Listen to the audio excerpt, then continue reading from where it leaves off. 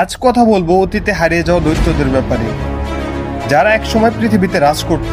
ডাইনোসরের যুগ শেষ হয়ে গিয়েছে 65 মিলিয়ন বছর আগে, কিন্তু পৃথিবী তাও খালি হয়নি। এসেছিল নতুন নতুন বিশাল প্রাণীদের যুগ। আজ জানবো মানুষ আসার আগে সে দৈত্য আকার প্রাণীদের গল্প। ম্যামথু ম্যাস্টোডন বরফ যুগে উত্তর আমেরিকা ও ইউরোপ জুড়ে ঘুরে বেড়াতো মমথু ম্যাস্টোডন। দেখতে হাতের মতো হলেও আকারে অনেক বড়, আর দেহে ছিল মোটা লোম। মানুষের শিকার আর জলবায়ু পরিবর্তনের কারণে তারা বিলুপ্ত হয়ে গেছে। দৈত্য বাইসন ও গন্ডার তৃণভূমি কাঁপিয়ে বেড়াতো বাইসন ও আন্টুকুয়াস।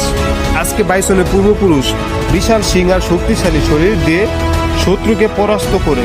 একই সময় ছিল দৈত্যকার গন্ডার, যাদের উচ্চতা প্রায় 3 মিটার পর্যন্ত হতো। সবচেয়ে ভয়ঙ্কর শিকারী ছিল সাবার টুথ টাইগার।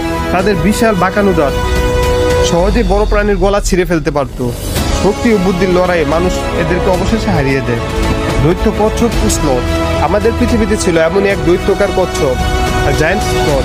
দীর্ঘতি হলেও এরা ছিল প্রকৃতির বিস্ময়, কিন্তু মানুষের আকর্ষণ থেকে তারা টিকে থাকতে পারলো না। কেন তারা বিলুপ্ত হলো? বেশিরভাগ প্রাণীর বিলুপ্তির পেছনে দায়ী ছিল মানুষ। অতিরিক্ত শিকার, বন উজাড়, আবহাওয়া পরিবর্তনের কারণে তাদেরকে একসময় ইতিহাসে পরিণত করে। আজ আমরা শুধু কল্পনায় দেখতে পাই সেই দৈত্যদের।